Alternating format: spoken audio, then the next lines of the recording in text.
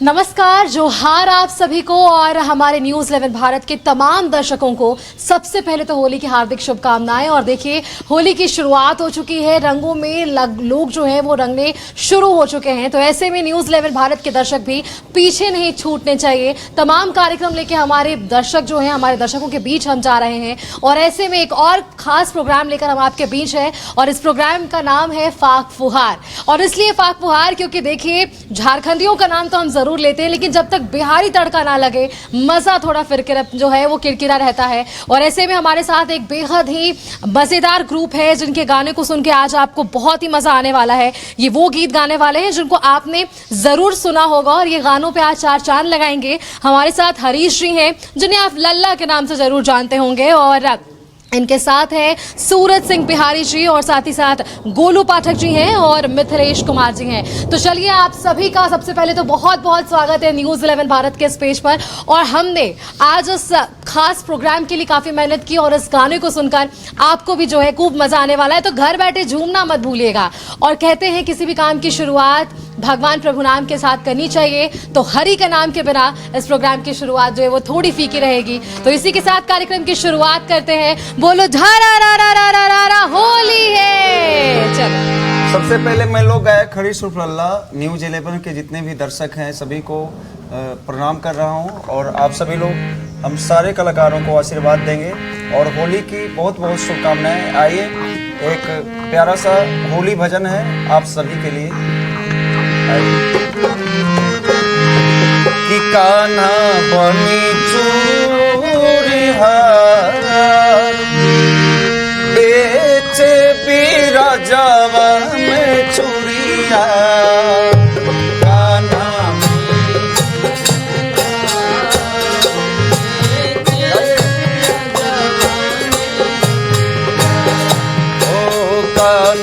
बनी चूड़िया बेचे बिराजावा में चूड़िया।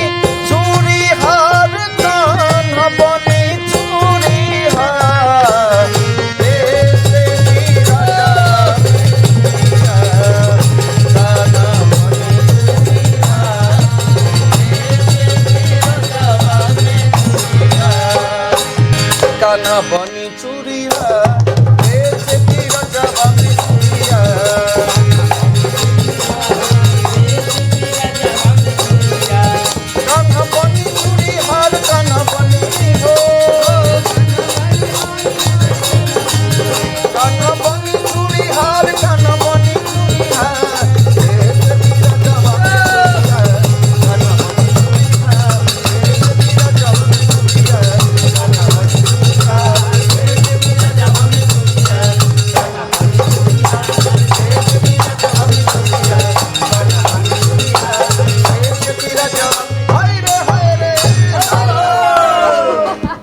चलिए, शुरुआत जब इतनी धमाकेदार हुई है तो आपका रुकना यहाँ जरूर बनता है।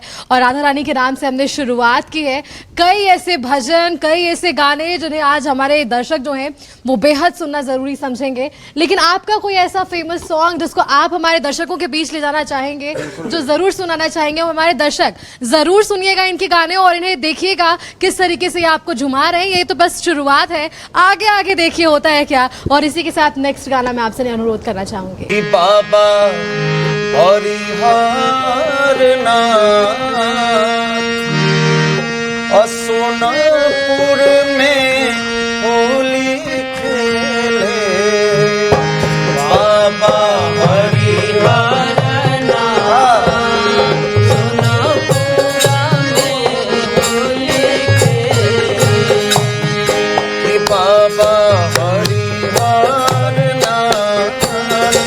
सोनापुर में होली खेले। बाबा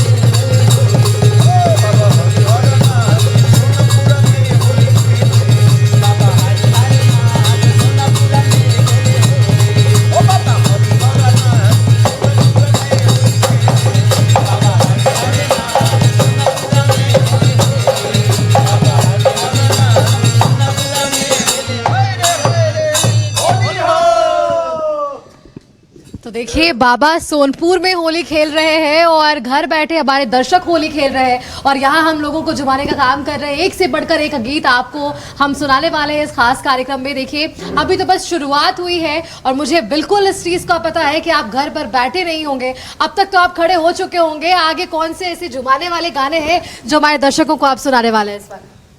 एक मैं भगवान श्री राम का और भक्ति होली सुनाना चाहूँगा। उसके बाद तो होली में देवर भौजाई जीजा साली का मजाक चलता ही है, तो उनके लिए भी गाऊंगा, लेकिन एक रामलला के लिए होली सुनाना चाहूँगा। बिल्कुल, तो चलिए अब रामलला की बारी है और आप भी जरूर इसे सुनिए और उसके बाद थोड़ा मजाकिया अंदाज में हम इस कार्यक्रम को और भी आगे बढ़ाएंगे। किसिया निकले अवधवा के तो होलिया खेले राम लला, सिया निकले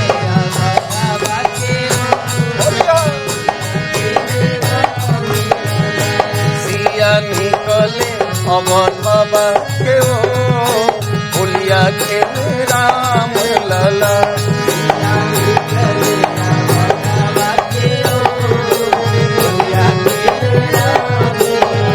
राम लला हो भगवान लला, भगवान लला, सिया निकले अवधवा के होलिया खेले राम लला।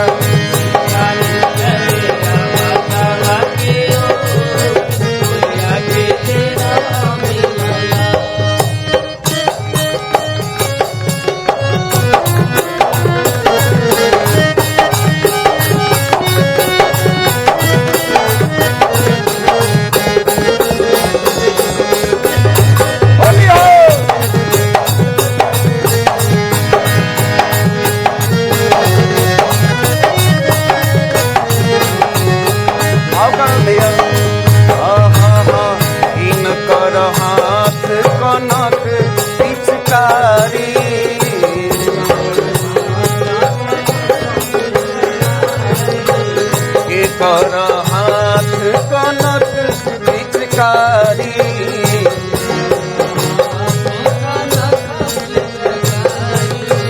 के कर हो के कर हो के कर बाटे कोई छायती, होलिया खेले राम लला, सिया निकले अवधवा के होलिया खेले राम लला, सिया निकले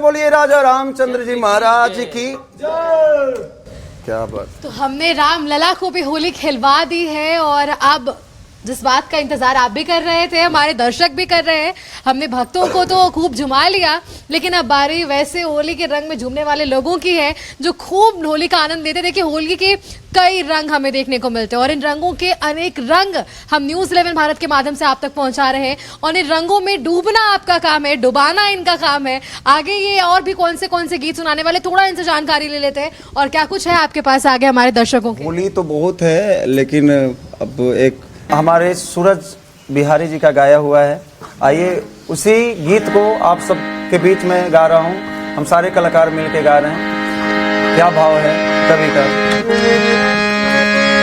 कि लेके आईनी भर के कलरवा साली रंगम साला बरवा, लेके आईनी भर के कलरवा साली रंगम साला बरवा, लेके आईनी भर के कलरवा साली रंगम साला बरवा, लेके आईनी भर के कलरवा साली रंगम साला बरवा, अरे रंगम साला बरवा हो रंगम साला बरवा, रंगम साला बरवा हो रंगम साला बरवा, अरे बरवा से निकला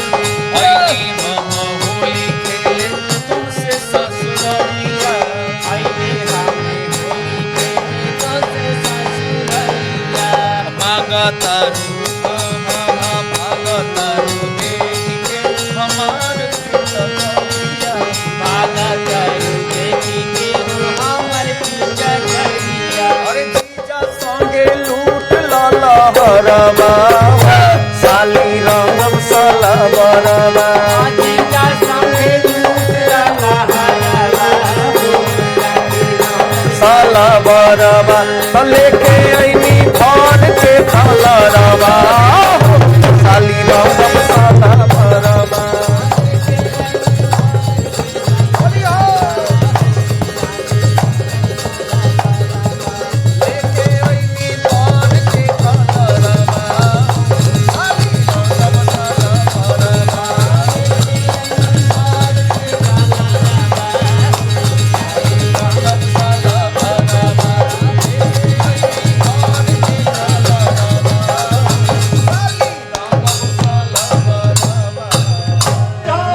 होली का रंग चढ़ चुका है। कई गीत हमने आपको सुनाए, कई भजन सुनाए, कई गाने आपको सुनाए और कहते हैं ना जब इतनी तैयारी कर कर हम बैठते हैं तो गोरिया करके श्रृंगार कहाँ जाती है, ये बता रहे हैं हमारे साथ। तो चलिए इसी गाने के साथ आगे बढ़ाते हैं हमारे इस कार्यक्रम को।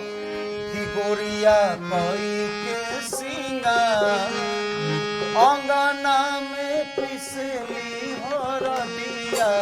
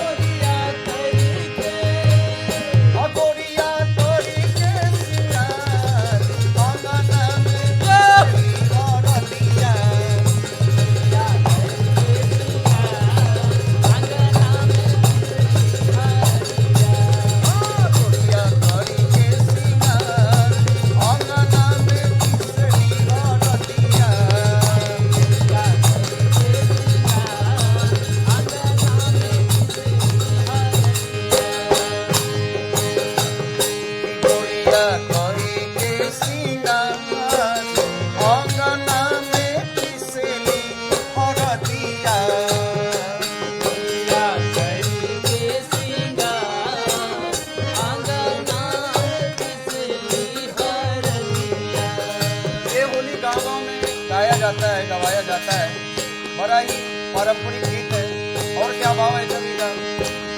कहवा के हवे रामा सिला सिला बटिया, कहवा के हवे रामा सिला सिला बटिया, कहवा के हवे रामा सिला सिला बटिया,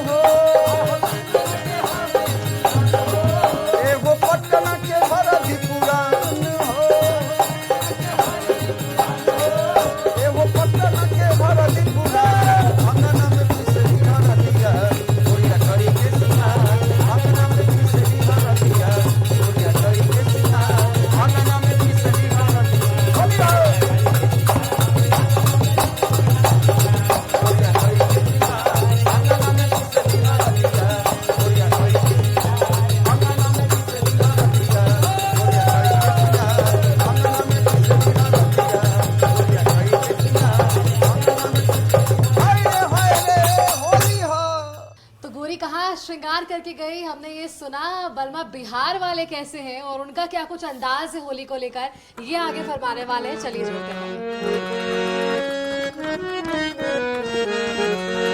कि जहिया से चढ़ल बा फागुन महीना,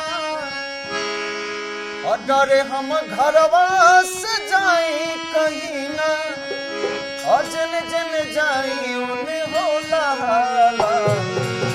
तो हमर नथिया भइल चुड़का, बलमा बिहार वाला। हमर नथिया भइल चुड़का, बलमा बिहार वाला। हमर नथिया भइल चुड़का, बलमा बिहार वाला। हमर नथिया भइल चुड़का, बलमा बिहार वाला। जहिया से चढ़ल बा फागुन महीना, जहिया से चढ़ल बा फागुन महीना, डरे हम घरवा से जाई कहीं ना,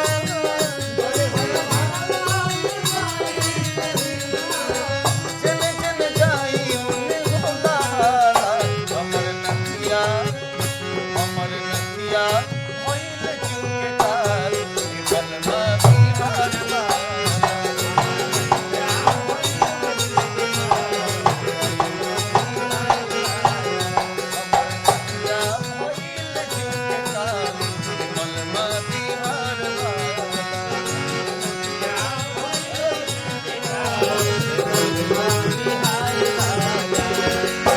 होली के बहाने सब बोलेला मजाक में, रंगवा गुलाल हमर डालेला फराक में। सब बोलेला मजाक में, रंगवा गुलाल सब डालेला फराक में। होली के बहाने सब बोलेला मजाक में, रंगवा गुलाल हमर डालेला फराक में। जहिया से चढ़ल बा फागुन महीना, जहिया से चढ़ल बा फागुन महीना, डरे हम घरवा से जाई कहीं ना, डरे हम घरवा से जाई कहीं ना, जन जन जाई उन्हें होला हाला। हमर नथिया भइल चुड़का, बलमा बिहार वाला। हमर नथिया भइल चुड़का, बलमा बिहार वाला। हमर नथिया भइल चुड़का, बलमा बिहार वाला। हमर नथिया भइल चुड़का, बलमा बिहार वाला। तो होली सबके लिए थी, दोस्तों के लिए थी, यारों के लिए थी, भाइयों के लिए थी, बहनों के लिए थी, सालियों की थी, भाभियों की थी। पत्नियां क्यों पीछे रहेंगी, और कुछ ऐसी पत्नियां जिनके पति फौजी हैं और देश की रक्षा में जुड़े हुए हैं। तो ऐसा ही एक गीत सुपरस्टार भोजपुरी के हैं पवन सिंह जी, उनका एक गाना अबीर जो उन्होंने भेजा लिफाफे में, उसको लेकर उन्होंने एक बहुत ही खूबसूरत अंदाज में इस गाने को गाया है, जिसको आज हम सभी भी अपने दर्शकों को सुनाएंगे। कि देशवा के शान हो, संयम और जवान हो, भोले बारे दूर हमसे होए मोर परान हो।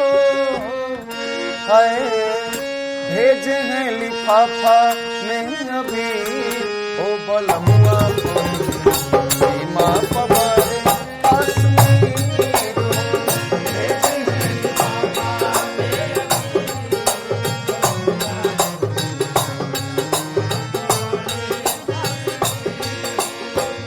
देशवा के शान हो, संयम और जवान हो।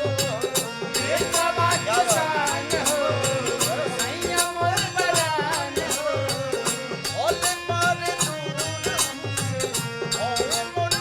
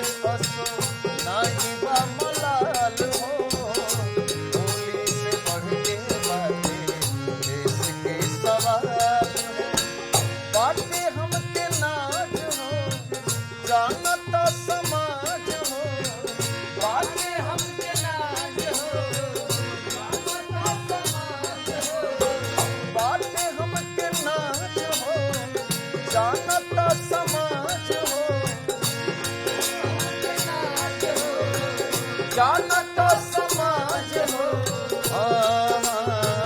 ताही बगी नैनन से नीर हो बलमुआ सीमा पवारे कश्मीर हो ये है लिफाफा मेरा वीर हो बलमुआ सीमा पवारे कश्मीर हो ये है लिफाफा मेरा वीर हो बलमुआ सीमा पवारे कश्मीर हो ये है लिफाफा मेरा वीर हो बलमुआ सीमा पवारे कश्मीर सीमा पवारे कश्मीर सीमा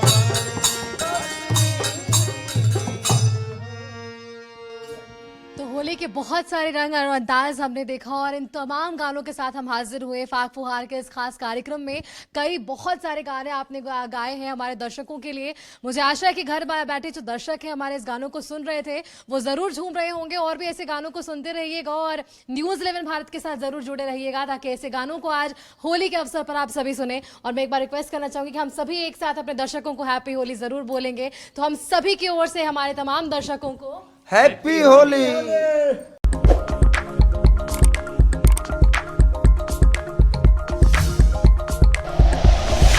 लाइक एंड शेयर वीडियोस, सब्सक्राइब करें हमारा चैनल और प्रेस करें बेल आइकॉन। न्यूज़ 11 भारत, सच है तो दिखेगा।